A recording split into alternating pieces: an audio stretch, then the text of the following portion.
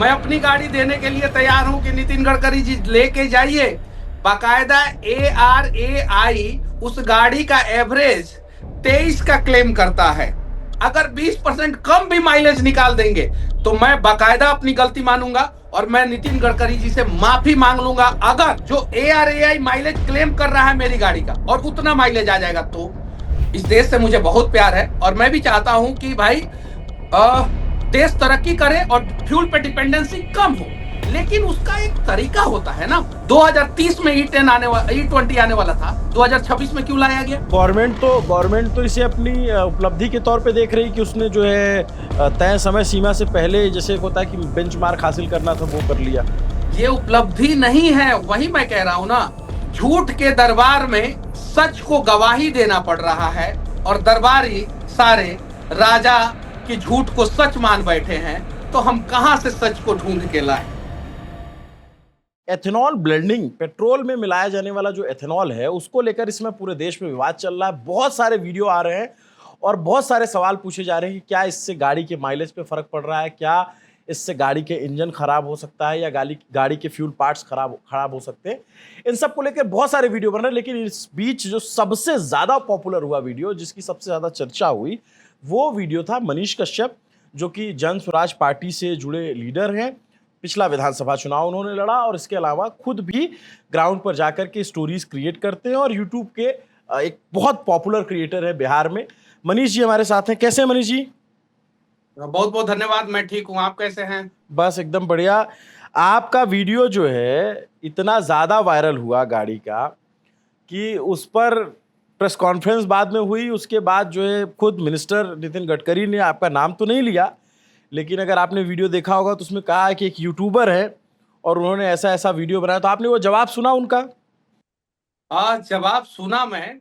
इसमें नितिन गडकरी की गलती नहीं है। नितिन गडकरी के इर्द गिर्द जो लोग हैं उनकी गलती है और वो लोग नितिन गडकरी तक सही चीजों को पहुंचा नहीं रहे हैं। अब नितिन गडकरी जी ने चैलेंज किया है, मैं अपनी गाड़ी देने के लिए तैयार हूं कि नितिन गडकरी जी लेके जाइए। बाकायदा ARAI उस गाड़ी का एवरेज 23 का क्लेम करता है। कहता है कि 23 का एवरेज वो गाड़ी देता है। 20 का एवरेज मेरी गाड़ी का निकाल के दिखा दीजिए E20 फ्यूल से। 18 का एवरेज निकाल के दिखा दीजिए E20 फ्यूल से। रियल वर्ल्ड में, रियल कंडीशन में आप निकाल के दिखा दीजिए। तो कहीं नहीं तो कहीं एथेनॉल से समस्या है। लेकिन समस्या सबसे बड़ी बात क्या है कि हमारे यहां राजा ने अगर झूठ को सच कहा तो दरबार में सच को भी सबूत ढूंढना पड़ता है। और उससे भी बड़ी समस्या क्या है कि अगर राजा को जनता का सवाल अपराध लगने लगे तो यकीन मानिए यहां पे न्याय नहीं, हुकूमत चलता है। हम लोग सवाल पूछ रहे हैं, उन लोगों को लग रहा है कि जनता अपराध कर रहा है और कह रहे हैं लोग कि भाई FIR करवा देंगे, कर देंगे, ये कर देंगे, वो कर देंगे। अरे सवाल है, सवाल का जवाब दीजिए। अभी मेरे पास एक वीडियो आया है, 4 करोड़ का उनका मर्सिडीज का जी वैगन है। उन्होंने अपनी गाड़ी को ठीक कराया और अगले दिन फिर उनका फ्यूल पंप खराब हो गया क्योंकि वो E10 कंफर्टेबल गाड़ी है। तो समस्याएं तो है और वो समस्याएं आ रही है, बस गडकरी जी उस चीज को फील नहीं कर पा रहे और उनके लोग उनको बता नहीं रहे। बट आप क्या है कि आप आम आदमी नहीं है, आप कॉमन मैन नहीं है, आप एक पॉलिटिकल पार्टी से जुड़े हैं और बहुत मुखर रहते हैं, बहुत आप खुद भी कंटेंट क्रिएट करते हैं प्लस जवाब भी देते हैं। आप एक टाइम में आपका दो दो रोल मैं देखता हूं कई बार कि आप क्रिएटर भी हैं और फिर पॉलिटिशियन के तौर पे जवाब भी देते हैं। तो इसलिए आपको उस चश्मे से देखा जा रहा है कि क्या मनीष कश्यप, जो लोगों ने सवाल उठाया कि क्या मनीष कश्यप जो है व्यूज़ के लिए और TRP के लिए झूठ बोल रहे हैं, ये बहुत सारे लोगों ने कहना शुरू कर दिया। गडकरी जी मंत्री भी हैं और बिजनेसमैन भी हैं, डबल रोल है उनका। उनका परिवार बिजनेस कर रहा है और खुद वो मिनिस्टर हैं। तो क्या नितिन गडकरी जी ये सारा चीज अपने बेटा को फायदा पहुंचाने के लिए कर रहे हैं? अगर आप मेरा डबल रोल देख रहे हैं तो नितिन गडकरी जी का भी डबल रोल है।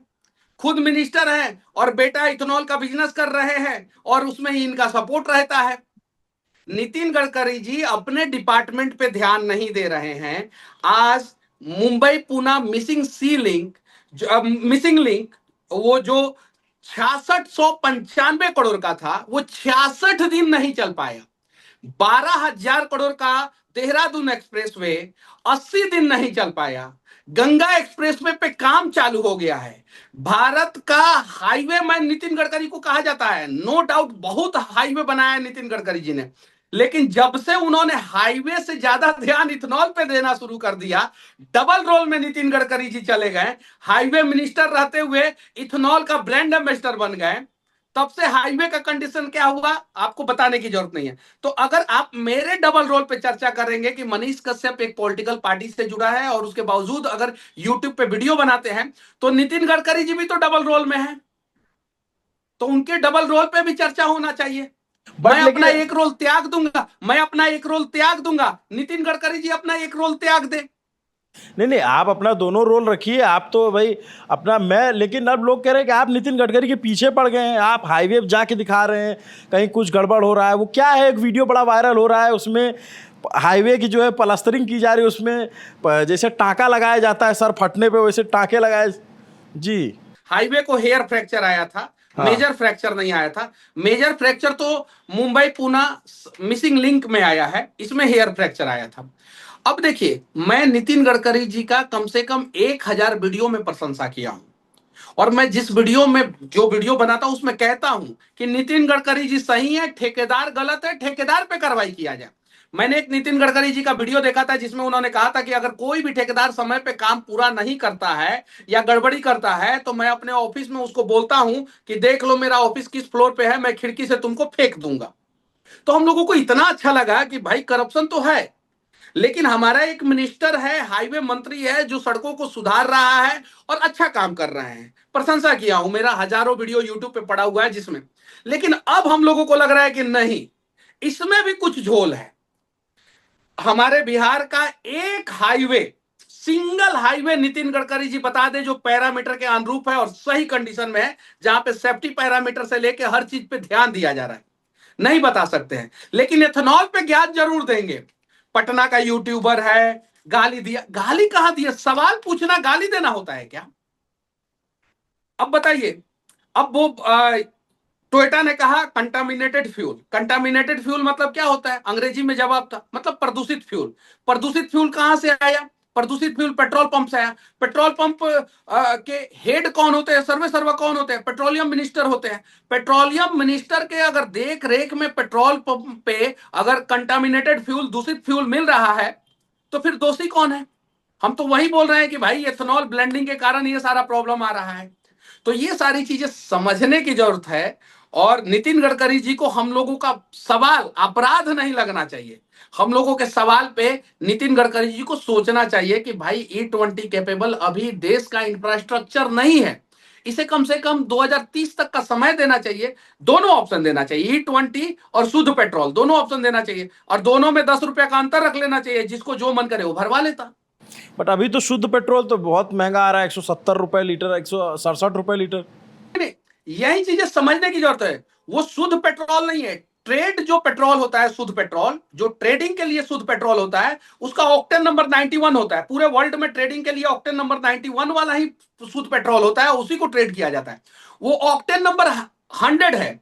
वो ऑक्टेन नंबर 100 क्यों जरूरत पड़ता है? जब आप speed car, high profile car, बड़ा ज्यादा प्राइस वाला कार, जैसे हम लोग सुने थे जब हम लोग बचपन में थे, तो सचिन तेंदुलकर फेरारी लेके आए थे विदेश से, तो उस समय देश में पेट्रोल पंप ही नहीं था। तो उस समय देश के 4-5 बड़े महानगरों में खोला गया पेट्रोल पंप फेरारी के लिए। बाद में सूरत में खुला वो पेट्रोल पंप, तो बाद में सचिन तेंदुलकर ने उस फेरारी को सूरत के एक बिजनेसमैन से बेचा। तो वही हाई एंड पेट्रोल है जिसका ऑक्टेन नंबर 100 होता है। वो ऑक्टेन नंबर 100 वाला पेट्रोल हम लोगों को नहीं चाहिए, चूंकि उसमें एवरेज पे ज्यादा फर्क नहीं पड़ता है। उसमें इंजन में नॉकिंग कम होता है, वाइब्रेशंस कम होता है, पिकअप ज्यादा होता है, स्मूथ इंजन हो जाता है। तो वो वैगनर गाड़ी में उसको डलवाने की जरूरत नहीं है, बलेनो में डलवाने की जरूरत नहीं है, उसको मर्सिडीज जी वैगन में डलवा सकते हैं आप, ज्यादा प्राइस का जो गाड़ी आ रहा है उसमें डलवा सकते हैं। हमको 91 ऑक्टेन नंबर वाला शुद्ध पेट्रोल दे दीजिए, या 95 ऑक्टेन नंबर वाला शुद्ध पेट्रोल दे दीजिए। इन दोनों में से कोई भी एक शुद्ध का ऑप्शन रख दीजिए।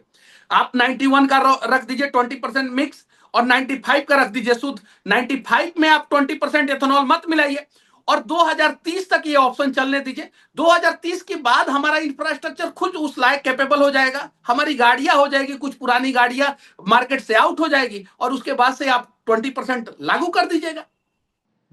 मनीष जी, लेकिन एक बात बताइए, जैसे आपकी जो गाड़ी है टोयोटा की हाई क्रॉस है, वो तो बड़ी विश्वसनीय गाड़ी मानी जाती है। टोयोटा बड़ी कंपनी अपनी अपनी ऐसी गाड़ी है कि जो मतलब क्रिस्टा थी, इससे पहले तो कहा जाता था कि भाई 10-10 लाख किलोमीटर चल जाती है, इंजन नहीं खुलता।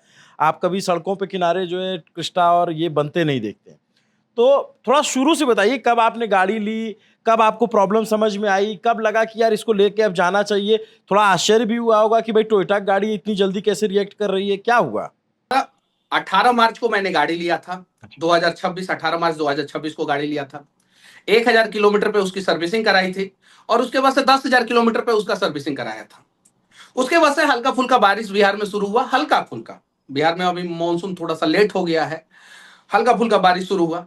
10,000 किलोमीटर के बाद मैं तो घूमते रहता हूँ, अक्सर अलग अलग जगहों पे पेट्रोल भरवाते रहता हूँ।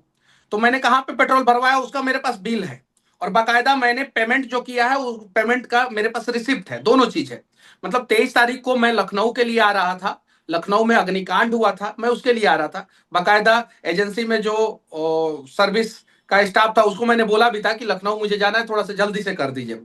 जब मैं गया वहां पे, मैंने गाड़ी दिया, मैंने मेरा ड्राइवर लेके गया तो एजेंसी वाला बोला कि 2 दिन लगेगा कम से कम। तो मैंने पूछा कि क्यों, क्या प्रॉब्लम है? तो उन्होंने बोला कि पूरा फ्यूल सिस्टम चेक करना पड़ेगा और अगर पार्ट्स खराब हुआ होगा तो पैसा लगेगा और फ्यूल सिस्टम चेक करने के लिए आपको लेबर चार्ज देना पड़ेगा। अब जरा सोचिए कि 10,000 किलोमीटर पे मैंने सर्विसिंग कराया, 10,300 किलोमीटर पे सर्विसिंग कराया, 1,000 किलोमीटर पे सर्विसिंग कराया। दुनिया का वन ऑफ द बेस्ट गाड़ी है रिलायबिलिटी के मामले में। इनोवा से ज्यादा रिलायबल पूरे दुनिया में कोई गाड़ी नहीं है। रिलायबिलिटी के मामले में इंडिया का तो सर्वश्रेष्ठ गाड़ी है वो, और टोयोटा का उस पर विश्वास है। और उस गाड़ी में प्रॉब्लम आ गया, बाकायदा वहां के चीफ टेक्नीशियन स्टाफ जो थे उन्होंने एक्सेप्ट किया कि इसके पहले भी इस प्रॉब्लम से जूझने वाली गाड़ी आ चुकी है। और अब ये लोग कह रहे हैं कि भाई वो दूषित पेट्रोल था। दूषित पेट्रोल हुआ क्यों, मेरी गाड़ी खराब क्यों हुई, और खराब हुई तो मेरी गाड़ी का वारंटी कवर क्यों नहीं किया गया? और जब मेरी गाड़ी खराब हुई, नई गाड़ी खराब हुई, उस पे 7,500 रुपया लेबर चार्ज लगा, तो भाई गवर्नमेंट ने उस पे 18% टैक्स क्यों लिया? यानी एक तो नया गाड़ी खरीदो उस पे टैक्स दो, उसके बाद से आपकी गाड़ी अगर बेवजह खराब हो जाए तो उसके बाद से सर्विस सेंटर में जाओ उस पे भी टैक्स दो। चलो ठीक है, ये तो नियम है, रूल है, मैं रूल मानने के लिए तैयार हूं। लेकिन गाड़ी खराब क्यों हुई हुई इसकी तो जांच कर लीजिए कम से कम। मेरी गाड़ी मैं नितिन गडकरी जी को देने के लिए तैयार हूं और नितिन गडकरी जी लेके जाए मेरी गाड़ी। हालांकि नितिन गडकरी जी तो इसके मंत्री हैं नहीं, हरदीप पुरी जी हैं। किसी को भी मेरी गाड़ी पे अगर टेस्ट करना है, लेके जाए, मेरी गाड़ी टेस्ट करे और बताए मेरी गाड़ी क्यों खराब हुई है, और मैं बताऊंगा कि किस किस पेट्रोल पंप पे उसके पहले मैंने पेट्रोल लिया था। देखिए, मनीष जी, एक बात बताइए कि जैसे जो गडकरी जी कह रहे हैं, मैं आज उनका बयान सुन रहा था, तो उनका ये था कि भाई कोई भी पत्रकार हो, कोई भी व्यक्ति हो, मुझे गाड़ी दे दे, अगर गाड़ी में गड़बड़ी होगी मैं कंपनी में भेज के चेक करवाऊंगा, ये तमाम बातें हैं। आप जैसे आपने जो फ्यूल डलवाया, वो आपका कोई जो है, आपका तो खुद का पेट्रोल पंप है नहीं कि, और ऐसा भी नहीं कि आपका कोई तेल का कुआं है उससे निकाल के जो है मग्गास डाल ले रहे हैं, पेट्रोल पंप से ही लिया होगा। तो क्या ये भी संभावना है कि पेट्रोल उसमें जो है पानी मिला दिया गया हो, या पेट्रोल पंप पे खराब तरीके का पेट्रोल बिक रहा हो, चोरी किया जा रहा हो? समस्या एजेंसी में नहीं है। मैंने पहले वीडियो में बोला है कि टोयोटा रिलायबल गाड़ी है, टोयोटा की गलती नहीं है, फर्स्ट ही वीडियो में, और मैं लगातार बोल रहा हूं कि टोयोटा की गलती नहीं। अब क्या है, एथनॉल हाइड्रोस्कोपिक नेचर का होता है, यानी वो मॉइस्चर को एब्जॉर्ब करता है और खींचता है। भारत के 90% पेट्रोल पंप जो है वो 2023 से पहले के बने हुए हैं, यानी वो पेट्रोल को स्टोर करने के लिए बने हैं, डीजल को स्टोर करने के लिए बने हैं, पेट्रोल में इथेनॉल मिक्स को स्टोर करने के लिए नहीं बने हैं। और कुछ पेट्रोल पंप भारत में 30-30 साल पुराने हैं, 40-40, 50-50 साल पुराने हैं। कुछ पेट्रोल पंप का जो स्टोरेज टैंक है वो 20-20 साल, 25-25 साल, 30-30 साल पुराना स्टोरेज टैंक है। बिल्कुल सही बात। स्टोरेज टैंक में रस्टिंग आता है, रस्टिंग के वजह से मॉइस्चर कंटेंट अंदर जा सकता है। पेट्रोल में अगर जाता है तो प्रॉब्लम बहुत कम होता है, मतलब कि एकदम लेसर होता है। लेकिन अगर पेट्रोल में 20% इथेनॉल मिक्स है, पेट्रोल पंप पुराना है, उसका स्टोरेज टैंक जमीन के अंदर है, उसमें रस्टिंग आया है, और स्टोरेज टैंक में अगर मॉइस्चर कहीं से आ गया किसी भी हाल में, सीपेज नहीं, सीपेज सेकेंड पार्ट होता है, लीकेज थर्ड पार्ट होता है। लीकेज मतलब कि पानी डायरेक्ट फ्लो आने लगे, सीपेज मतलब कि हल्का हल्का हल्का रिसाव हो रहा है, और मॉइस्चर मतलब कि बूंद बूंद बूंद बूंद बूंद बूंद, जैसे बाथरूम के बगल का दीवार पे आ जाता है मॉइस्चर, हाथ ऐसे करते हैं तो हाथ में लगता है पानी। तो अगर मॉइस्चर भी आ गया टंकी में तो पूरा पेट्रोल खराब हो जाएगा। अब क्या हुआ है कि कुछ लोग अलग अलग पेट्रोल एजेंसियों से जुड़े हुए हैं, ये कंपनी में काम करते हैं, ये सरकारी कर्मचारी हैं। उनके कुछ लोग हमें फोन करके बोल रहे हैं कि मनीष जी, आपके वीडियो के बाद पेट्रोल पंप का सुपरविजन बढ़ गया है, 24/7 सुपरविजन हो रहा है कि आपके टंकी का पेट्रोल सही है कि नहीं है। डीजल पे ध्यान नहीं दिया जा रहा, पेट्रोल पे ध्यान दिया जा रहा है। मैं सिंपल कहना चाहता हूं नितिन गडकरी जी से, सिर्फ एक सवाल मेरा, पेट्रोल पंप पे नोजल लगा रहता है, पाइप लगा रहता है, और सीधे नोजल गाड़ी के टंकी में डाल दिया जाता है, और उसके बाद से आप फ्यूल लेते हैं। जो पाइप होता है पेट्रोल पंप पे, वो ब्लैक कलर का क्यों होता है, व्हाइट कलर का क्यों नहीं लगा सकते हैं, उसको ट्रांसपेरेंट क्यों नहीं लगा सकते हैं? एक सवाल पहला। दूसरा सवाल, ARAI ने मान लिया है कि 6% एवरेज कम हो रहा है। अब ARAI जो एवरेज क्लेम करता है टोयोटा हाई क्रॉस का, वो 23 से ऊपर करता है। और हाई राइडर, जो मेरे पास दो और गाड़ी है, हाई राइडर दो है, टोयोटा इनोवा एक है, और मेरे पास एक फॉर्च्यूनर भी है, वो डीजल है। तो मेरे पास जो पेट्रोल गाड़ी है वो 3 है। तो जो हाई राइडर है मेरा हाइब्रिड, उसका क्लेम है 27 एवरेज। मेरा हाई राइडर लेके जाना है, हाई राइडर लेके जाए।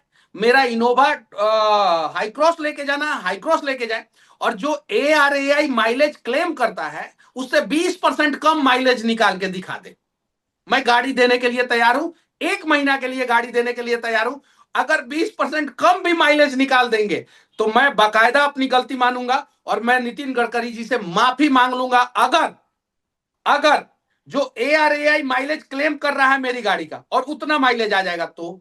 दूसरा चीज, शुद्ध पेट्रोल और एथेनॉल मिक्स पेट्रोल, दोनों में क्या क्या कमियां हैं, ये सार्वजनिक मंच पे आके किसी भी साइंटिस्ट से कोई भी व्यक्ति, पेट्रोलियम डिपार्टमेंट का कोई भी व्यक्ति डिबेट कर ले।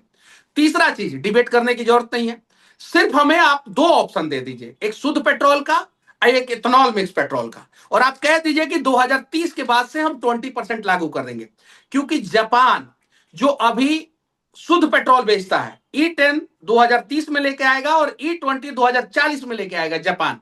चाइना में कुछ प्रांत में E10 चल रहा है, E10 से ऊपर चाइना भी अपने पेट्रोल में नहीं मिलाता है। अमेरिका में भी E10 चल रहा है, और जर्मनी में भी E10 चल रहा है। ये 4 देश का मैं नाम इसलिए बताया कि दुनिया का 90% गाड़ियां, या यूं कहे तो 80% गाड़ियां यही 4 देश बनाता है, अमेरिका, उसके बाद से जर्मनी, जापान और चाइना। ये चारों देश 10% से नीचे पे है। अब कुछ एग्जांपल देंगे कि अमेरिका में E15 भी है, तो E15 है, तो E10 का भी ऑप्शन है, विकल्प है वहां पे। और शुद्ध पेट्रोल का भी विकल्प है अमेरिका में।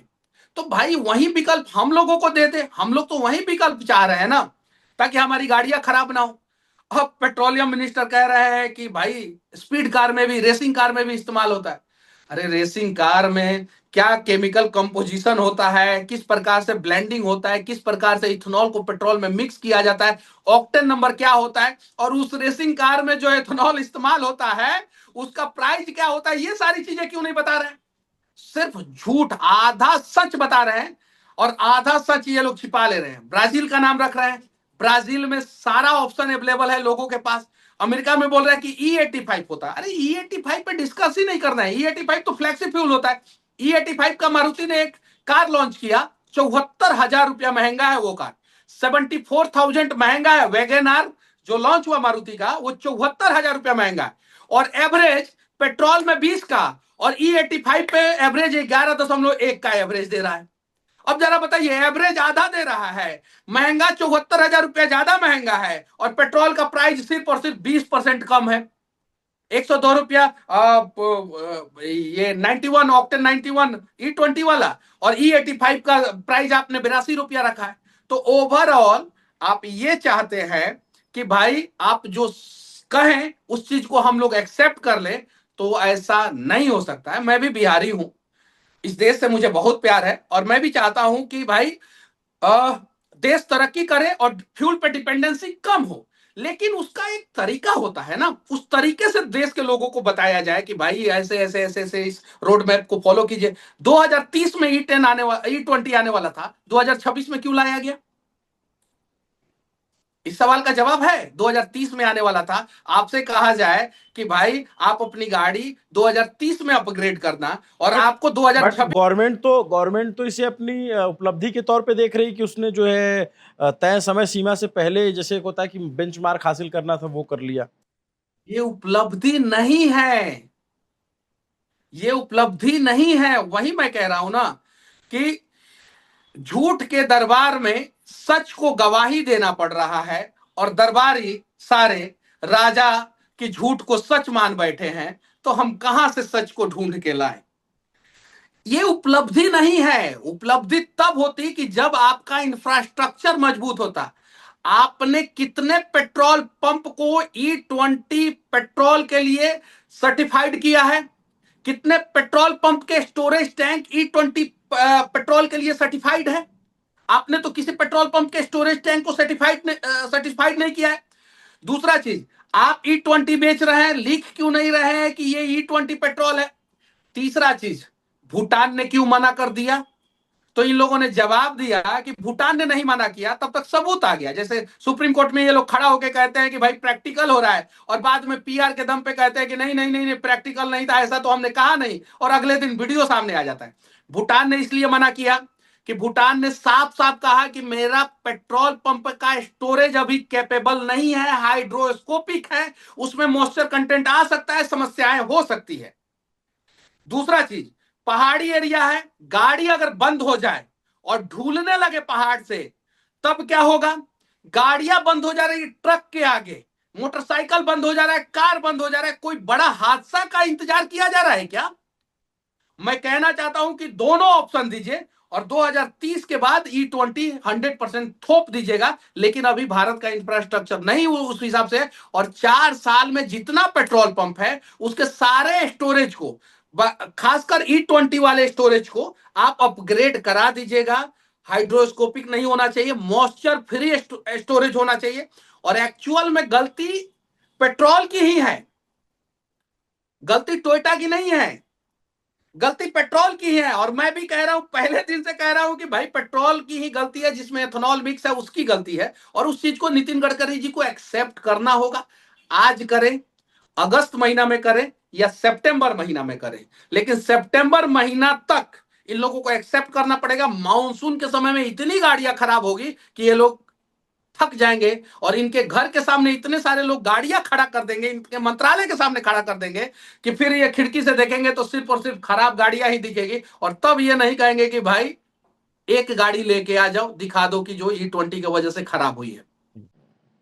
देखिए, सरकार कोई फैसला लेती है और आम जनता के बीच लेकर आती है, और उस पर जब सवाल उठते हैं तो इधर-उधर की बातें होती हैं। हो सकता है मनीष कश्यप उनसे विरोधी पार्टी के नेता हों, लेकिन जो उन्होंने तार्किक बातें रखी, उस पर भी सुनना चाहिए। जो ज़िम्मेदार लोग हैं, उनको विचार करना चाहिए कि क्या आपका इंफ्रास्ट्रक्चर उस लेवल पे तैयार है।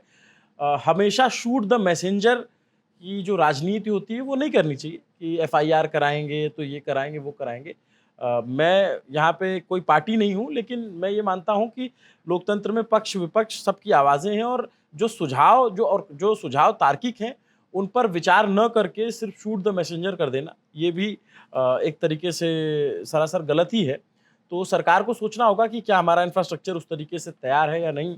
बहुत अच्छे से म मनीष जी ने अपनी बात रखी है, क्योंकि जो उनका कंसर्न था, उन्होंने उस पर वीडियो बनाया। वीडियो बनाने के बाद पूरे देश में उसकी चर्चा हुई, मिनिस्टर ने भी जवाब दिया, लेकिन उस पर इनका जवाब आना बाकी था, तो हमने सोचा कि क्यों ना इनसे समय लेकर के बात की जाए। Thank you Manish ji. और आपको अभी अगला चुनाव भी लड़ना है, अभी बांकीपुर में आप लोग की तैयारी शुरू हो गई कि नहीं हो गई? बांकीपुर में प्रशांत जी लड़ रहे हैं चुनाव, और हम लोग चाहते हैं कि बिहार में एक बड़ा बदलाव हो। और चाहते हैं कि प्रशांत जी विधानसभा चुनाव जीते और विधानसभा में जाके बिहार के बेसिक मुद्दों पे वहां पे लॉजिकली बात करें। तो आप प्रचार में जा रहे हैं कि नहीं जा रहे हैं अभी उनके? हम लोगों से जितना हो रहा है उतना कर रहे हैं, और जहां भी जरूरत है वहां पे हम लोग खड़े हैं, ग्राउंड से लेके और हर जगह हम लोग खड़े आप हैं। स्वयं जाते हैं प्रचार करने में, ये पूछ रहा हूं। जाते हैं, हर जगह खड़े हैं। क्या रिस्पांस है, क्या रिस्पांस है? क्या मुश्किल सीट चुन ली है? क्योंकि बीजेपी का तो बड़ा कैसल कहते हैं, सिटाडेल टाइप का है। मुश्किल सीट नहीं होता है, लेकिन जनता का मिजाज पे डिपेंड करता है। जनता का मिजाज इस बार ये है कि एक सीट से भारतीय जनता पार्टी जदयू को कुछ नुकसान नहीं होने वाला है, जो सरकार है उसको कुछ नुकसान नहीं होने वाला है, और एक सीट से आरजेडी को कुछ फायदा नहीं होने वाला है। तो ये एक सीट बिहार के लोगों के फायदे के लिए प्रशांत किशोर जी को जिता के देखते हैं। तो लोगों का मिजाज ये है।